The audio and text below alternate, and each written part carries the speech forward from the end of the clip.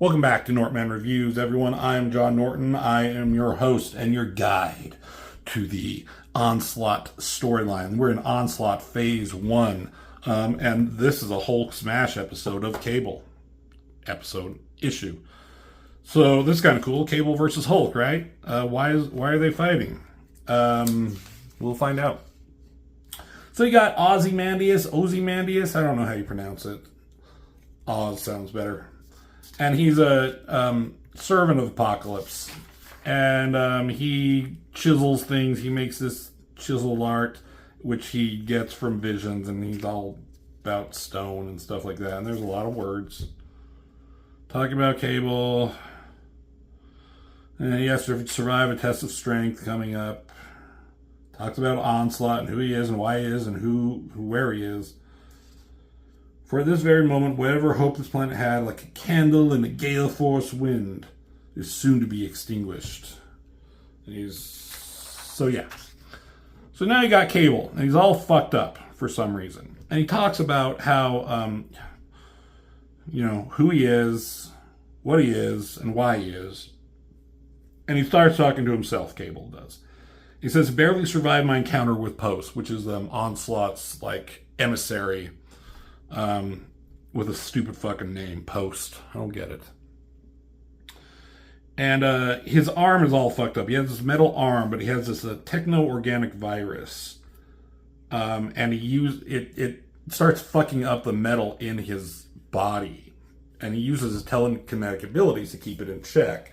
But when he's having a hard time, or he's injured, he can't concentrate hard enough. So he's walking up to this weird looking Akira motorcycle, and he's talking to himself about how he's a telepath and he can kind of get a pretty good idea of who's coming for him and when.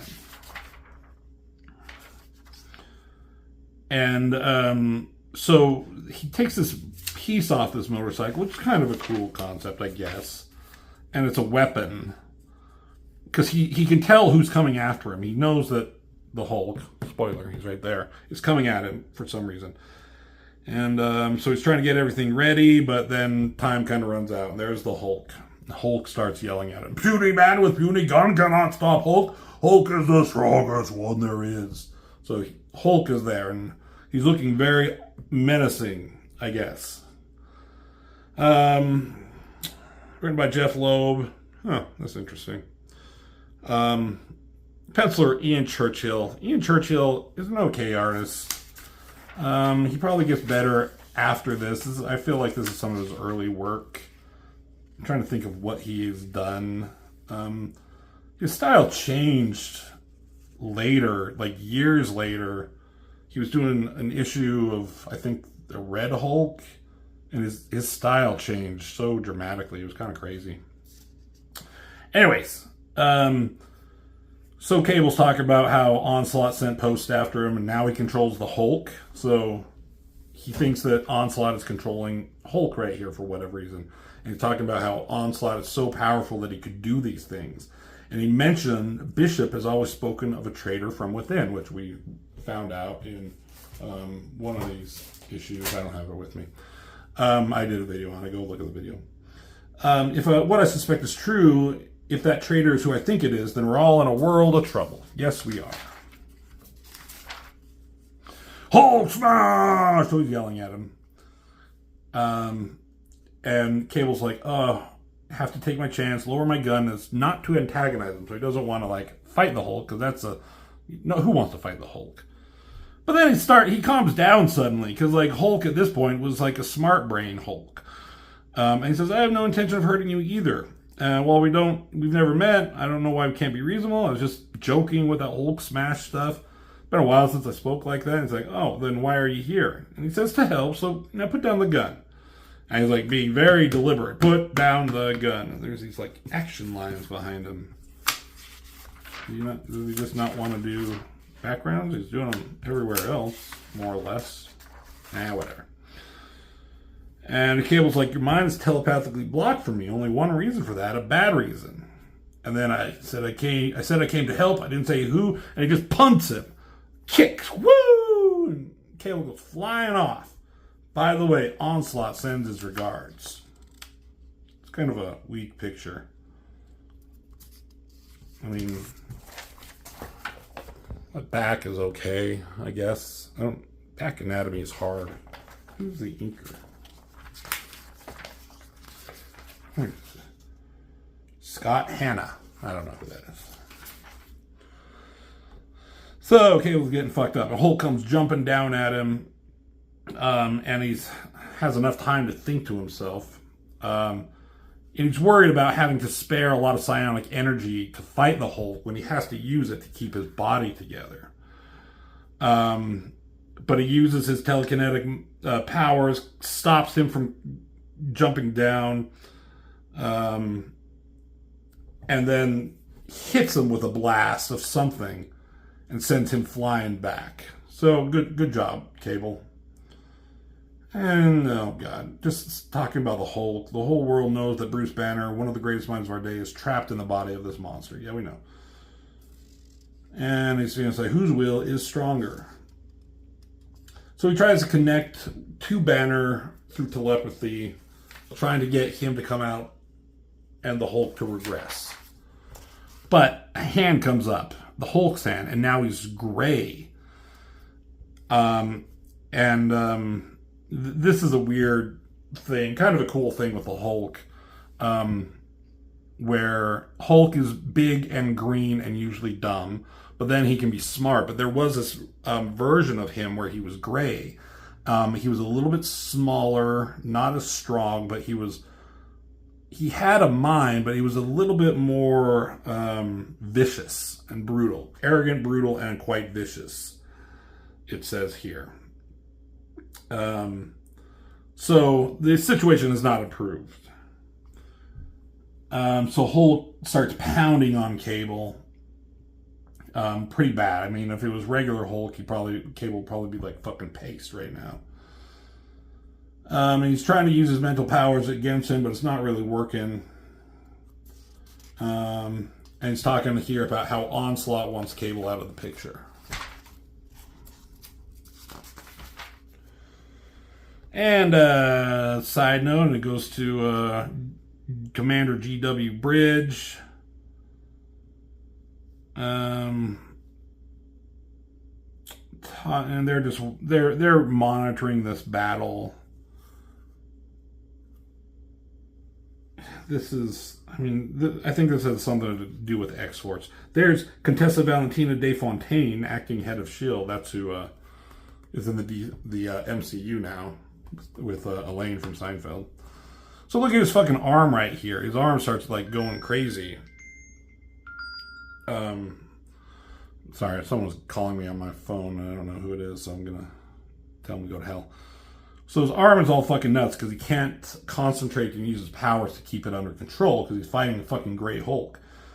And he's trying to still connect to his mind, but it's not really working. He's like, get out of my head. I told you I do what I gotta do, plain and simple. I picked up a fucking diner, smallest diner you can find randomly. Oh god. And just smashes it on Cable. Dusts his hand off. Good job, Hulk.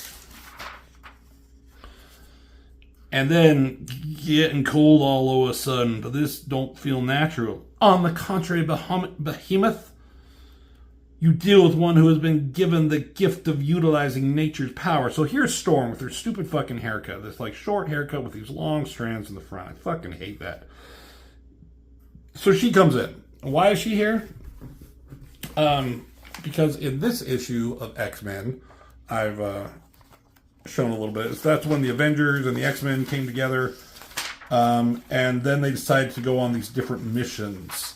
This was like a fork in the road, I guess you could say, where like you're following a storyline, but then this is like, go read Avengers, go read Fantastic Four, go read Excalibur, go read X-Force. Oh, by the way, go read this issue of Wolverine that's coming up, which is we did with stupid Wolverine. And there's Storm and her crazy, dumb haircut. And she is here saying, I'm worried about Cable. And she wants to go and help Cable. She's worried about him for whatever reason. So Storm shows up to help Cable. And it says here, knowing that a telepath of Cable's power might be the key to defeating Onslaught, she was dispatched to secure a safe return to New York, but Onslaught was one step ahead. And she talks about how you may be the Hulk, may be one of the most powerful creatures in the world, but even the strongest of trees will bend to the howling gusts of hurricane winds. Bend and then break. Storm, mistress of the elements. Her voice in that X-Men animated cartoon was really ridiculous, in my opinion. And then she starts talking about the horrors they must endure, Xavier going mad, truth about Onslaught, and now Cable going crazy. So she sees Cable down here, and he's all fucked up. He got beat up, his arm, and it looks ugly as fuck. And the technovirus is spreading before my eyes. Bright lady, do not let it be too late. And she puts her head down on his chest and listens for its heart, but it stops. So she starts doing CPR or whatever. Breathe, my friend, breathe. And this is interesting. Her determination is out of concern for a man she has come to respect. Or something more? Was that ever a thing with Storm and Cable? I don't know. I never read the Cable comics much. So I don't know what's going on between these two. And so she keeps on doing it, and it's not working. And then so she gets some electricity. And jolts Cable back to life. Clear! Right? And he says, Aaliyah? Aaliyah, Cable's long dead wife? So, yeah. What is this? That is just some horrible fucking art. Look at those fucking bug eyes of those women. How do people like that get a job at that point? Let's hire anybody. Ugh. They got some standards since then. Alright, so his arm's still all fucked up. Still, look at this crazy fucking arm.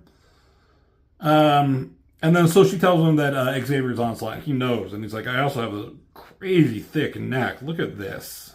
That is a thick fucking neck.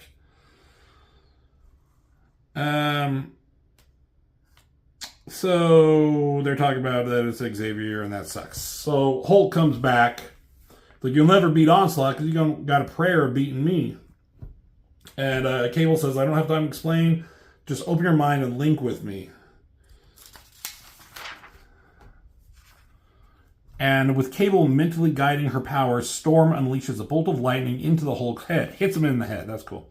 Effectively shortening out the synapses of his brain, allowing for Cable to hit him with a single telepathic bullet. Kapow! And that kind of puts him out cold for a little bit. And his color starts changing. And he says, I don't think we brought Banner to the surface. Let something far worse out. So,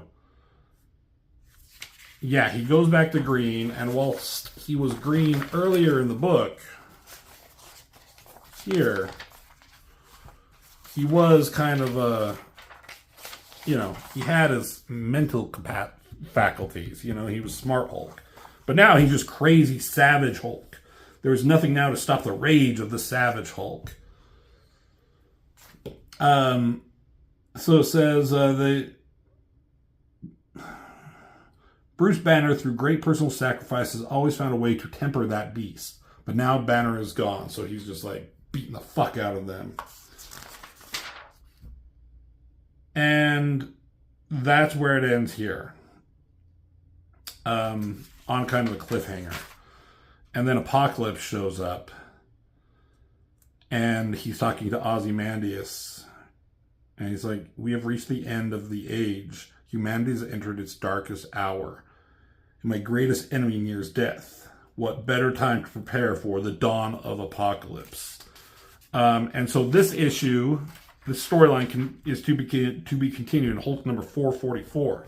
So, you read this, it tells you to go to all these other comics. Read this issue of Cable. Then you read this, and it tells you to read Hulk number 444. I wonder what at the end of that issue what it tells you to read. And I don't have that issue. I'm sorry, I wasn't collecting the Hulk, so I don't know what to do. But for the first time ever, in the next issue of Cable, it's Cable versus Apocalypse, which is right here. And we'll get to look at that one really soon. It says Cable versus Apocalypse. That's funny. But it wasn't much of a fight in this comic. I'll tell you that much. So, cool. We'll get rid of that. And thank you for watching. Make sure you leave that like, because I'd like you to do it. Hope you enjoyed it. And I'll see you in the next video.